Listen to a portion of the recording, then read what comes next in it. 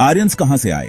ये सवाल सदियों से इतिहासकारों, पुरातत्वविदों और लिंग्विस्टिक्स विदों के लिए एक पहेली बना हुआ है। यह सवाल भारतीय सभ्यता की जड़ों में उतरता है, उसके अतीत के धागों को सुलझाने और उसके वर्तमान को आकार देने वाली ताकतों को अंडरस्टैंडिंग की कोशिश करता है। आर्य आक्रमण सिद्धांत, जो मध्य एशियाई खानाबदोशों के एक बड़े आक्रमण का प्रस्ताव रखता है, लंबे समय से एक प्रमुख कहानी रही है। हालांकि यह सिद्धांत औपनिवेशिक इंटरप्रिटेडों में डूबा हुआ है और अब कड़ी चुनौती दी जा रही है। आर्यों का सवाल केवल एक अकादमिक बहस नहीं है।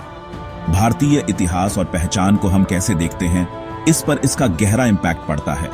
यह सांस्कृतिक निरंतरता, सामाजिक पदानुक्रम और भारतीय होने का मूल अर्थ क्या है जैसे मुद्दों को छूता है।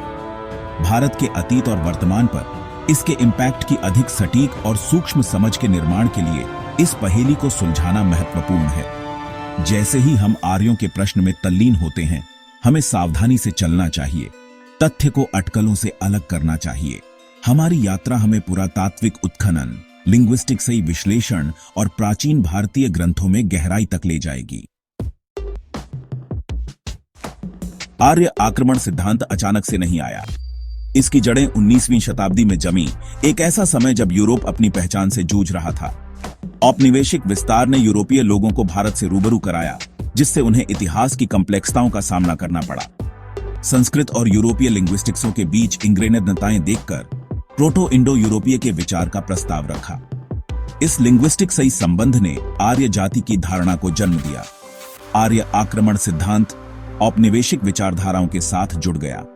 इसने ब्रिटिश शासन को सही ठहराने के लिए एक रूपरेखा प्रदान की। यह सिद्धांत औपनिवेशिक शिक्षा प्रणालियों के माध्यम से डिफ्यूजनित हुआ।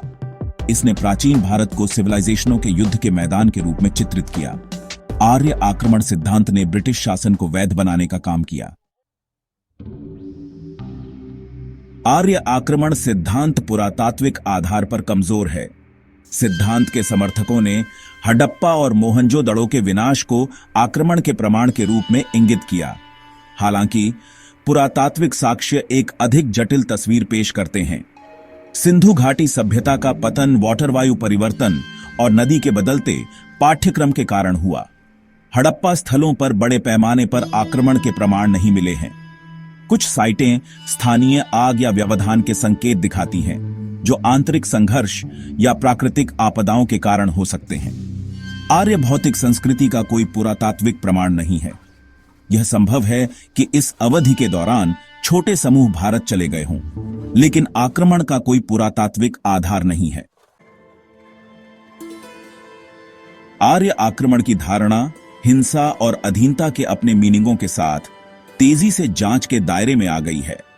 स्कॉलर्सों की एक बढ़ती हुई संख्या का प्रस्ताव है कि आर्यों और देशी आबादी के बीच बातचीत एक साधारण आक्रमण कथा की तुलना में कहीं अधिक जटिल और सूक्ष्म थी। प्रवासन मॉडल का मानना है कि भारत में आर्यों का आगमन एक क्रमिक प्रक्रिया थी, जिसमें चरवाहों और खानाबदोशों की लहरें शामिल थीं, जिन्होंने मौजूदा आबादी के साथ बातचीत की और आत्मसात किया। यह मॉडल लिंग्विस्टिक सही साक्ष्य द्वारा समर्थित है, जो देशी लिंग्विस्टिक्सों के साथ इंडो यूरोपीय लिंग्विस्टिक्सों के क्रमिक संलयन का सजेस्टिंग देता है। आर्य संस्कृति के अचानक थोपने के बजाय प्रवासन मॉडल सांस्कृतिक आदान प्रदान और आत्मसात की एक अधिक क्रमिक प्रक्रिया का प्रस्ताव करता है, जिसके रिजल्टिंग भारतीय सभ्यता की पार्टिकुलरिता वाली संकर परंपराएं होती हैं। प्रवासन मॉडल संघर्षों या शक्ति संघर्षों की संभावना से इनकार नहीं करता है, लेकिन यह उन्हें सांस्कृतिक आदान प्रदान और अनुकूलन के व्यापक संदर्भ में फ्रेम करता है। यह भारतीय सभ्यता को आकार देने में देशी आबादी और आने वाले समूहों दोनों के योगदान को स्वीकार करता है। यह दृष्टिकोण इन्वेजनकारी बनाम आक्रमण किए गए के सरलीकृत द्विग्राउंडी को चुनौती देता है। सांस्कृतिक सीमाओं की तरलता और इनग्रेनेडजों को आकार देने वाले प्रभावों की जटिल परस्पर क्रिया को आइडेंटिटीता है। खंड 5, आर्य प्रतिबिंब, प्राचीन भारतीय साहित्य से ग्लिम्पसेस। प्राचीन भारतीय ग्रंथों, विशेष रूप से ऋग्वेद, जो वेदों में सबसे पुराना है, में आर्यों का चित्रण उनकी प्रकृति और देशी आबादी के साथ बातचीत में और अंतर्दृष्टि प्रदान करता है। जबकि ऋग्वेद में संघर्षों और बैटलों का उल्लेख है, यह आर्यों और देशी समूहों के बीच गठबंधन और अंतर्विवाह की भी बात करता है। दास शब्द, जिसकी व्याख्या अक्सर देशी लोगों के संदर्भ में की जाती है, का प्रयोग हमेशा अपमानजनक मीनिंगों में नहीं किया जाता है। कुछ उदाहरणों में यह दुश्मनों या उन लोगों को कंटेक्स्टित करता है जिन्होंने वैदिक अनुष्ठान नहीं किए, चाहे उनकी जातीयता कुछ भी हो। वेदों में ऋषि या ऋषियों के नाम से जाने जाने वाले भजनों भी शामिल हैं, जिनके नाम गैर आर्य मूल के हैं। यह इंगित करता है कि वैदिक संग्रह एक अखंड आर्य रचना होने से कोसों दूर विविध स्वरों और परंपराओं के संलयन का रिप्रेजेंट्स करता है। प्राचीन भारतीय ग्रंथों में आर्यों के चित्रण की व्याख्या शाब्दिक रूप से ऐतिहासिक वृत्तांतों के रूप में नहीं की जानी चाहिए। ये ग्रंथ जटिल लिटरेचरिक कंपोजिशनेम हैं, जो प्रतीकवाद और रूपक से भरपूर हैं, और उनकी इंटरप्रेटेडों पर सदियों से बहस और पुनर्व्याख्या होती रही है। हालांकि वे उन लोगों की आत्मनोशनों और विश्व दृष्टि में बहु फंडामेंटल या अंतर्दृष्टि प्रदान करते हैं जिन्होंने उनकी रचना की थी। खंड 6, फूट डालो और राज करो, नीति औपनिवेशिक लाभ के लिए आर्य सिद्धांत का उपयोग करना। आर्य आक्रमण सिद्धांत, जबकि ठोस विद्वतापूर्ण आधार की कमी है, ब्रिटिश औपनिवेशिक प्रशासन के हाथों में एक पावरशाली उपकरण साबित हुआ। आर्यों और देशी आबादी के बीच कथित मतभेदों पर जोर देकर अंग्रेजों ने एक ऐतिहासिक आख्यान तैयार करने की कोशिश की, जिसने उनकी उपस्थिति को उचित ठहराया और भारत पर उनके नियंत्रण को सुगम बनाया। ब्रिटिश प्रशासन ने एक सामाजिक पदानुक्रम बनाने के लिए सिद्धांत का इस्तेमाल किया, खुद को आर्य विरासत के उत्तराधिकारी के रूप में स्थान दिया और भारतीयों को उनके कथित आर्य और गैर आर्य वंश द्वारा विभाजित के रूप में चित्रित किया। इस आख्यान ने भारत के भीतर विभिन्न समुदायों के बीच एक दरार पैदा करने, सामाजिक सामंजस्य को कमजोर करने और अंग्रेजों के लिए अपना डोमिनेंस बनाए रखना आसान बनाने का काम किया। आर्य आक्रमण सिद्धांत विजय और सांस्कृतिक थोप पर अपने जोर के साथ भारतीय संस्कृति को दबाने और पश्चिमी शिक्षा और फंडामेंटलियों को बढ़ावा देने के उद्देश्य से ब्रिटिश पॉलिसियों के लिए एक सुविधाजनक औचित्य प्रदान करता है। इस सिद्धांत का उपयोग ऐतिहासिक असंतुलन की भावना पैदा करने के लिए किया गया था। ब्रिटिश शासन को एक विदेशी थोप के रूप में नहीं, बल्कि एक प्राचीन आर्य व्यवस्था की बहाली के रूप में चित्रित किया गया था। खंड 7, आक्रमण से परे आधुनिक दृष्टिकोण और आउट ऑफ इंडिया थ्योरी। हाल के दशकों में आर्य आक्रमण सिद्धांत को विभिन्न सब्जेक्टों के स्कॉलर्सों से बढ़ती जांच का सामना करना पड़ा है। आनुलीनियजे की आर्कियोलॉजी और भाषा विज्ञान में प्रगति ने ह्यूमन प्रवास और सांस्कृतिक प्रसार की अधिक सूक्ष्म समझ पैदा की है, जो आक्रमण और प्रतिस्थापन के सरलीकृत आख्यान को चुनौती देती है।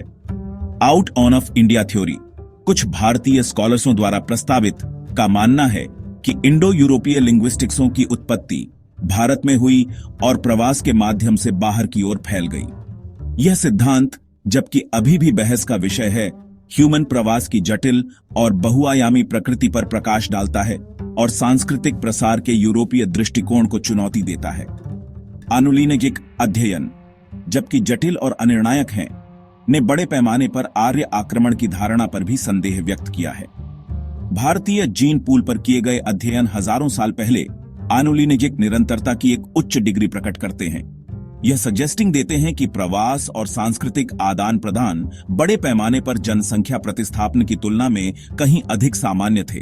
ये उभरते हुए दृष्टिकोण भारतीय इतिहास की अधिक इंग्रेन्ड वेशी और सूक्ष्म समझ की आवश्यकता पर जोर देते हैं, जो विविध समूहों के योगदान को स्वीकार करता है और भारतीय सभ्यता को आकार देने वाले स्वदेशी और बाहरी प्रभावों की जटिल परस्पर क्रिया को आइडेंटिटीता है।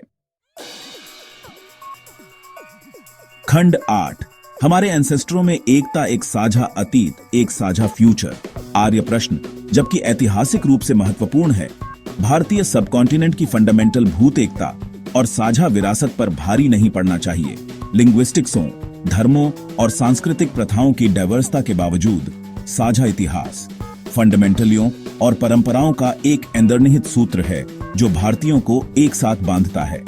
आक्रमण और विजय के एक वचन आख्यान पर जोर ने अक्सर इंद्रियक्रियाओं, आत्मसात और सांस्कृतिक आदान प्रदान की समृद्ध टेपेस्ट्री को ओवरशैडोड कर दिया है, जिसने भारतीय सभ्यता को आकार दिया है। विभाजनकारी थ्योरियों पर ध्यान केंद्रित करने के बजाय भारतीय लोगों की साझा विरासत और परस्पर संबंध पर ध्यान केंद्रित करना महत्वपूर्ण है। वर्तमान में एकता और समझ को बढ़ावा देने के लिए सांस्कृतिक सीमाओं की तरलता और सभी समुदायों के योगदान को आइडेंटिटीना आवश्यक है। भारत की ताकत उसकी डाइवर्सिटी में है, अनेक परंपराओं और पर्सपेक्टिव्सों के हार्मनीपूर्ण कोएग्जिस्टेंस में है। जैसे जैसे हम आगे बढ़ते हैं, अपने इतिहास को एक आलोचनात्मक और अंडरस्टैंडिंगदार दृष्टि से देखना आवश्यक है। अतीत के पूर्वाग्रहों को आइडेंटिटीना और हमारी साझा विरासत की अधिक इनग्रेन्ड वेशी और सूक्ष्म समझ को अपनाना। तभी हम वास्तव में भारतीय सभ्यता की समृद्धि और कॉम्प्लेक्सता की सराहना कर सकते हैं और एकता, सम्मान और अपनेपन की साझा भावना पर ग्राउंडेड भविष्य का निर्माण कर सकते हैं।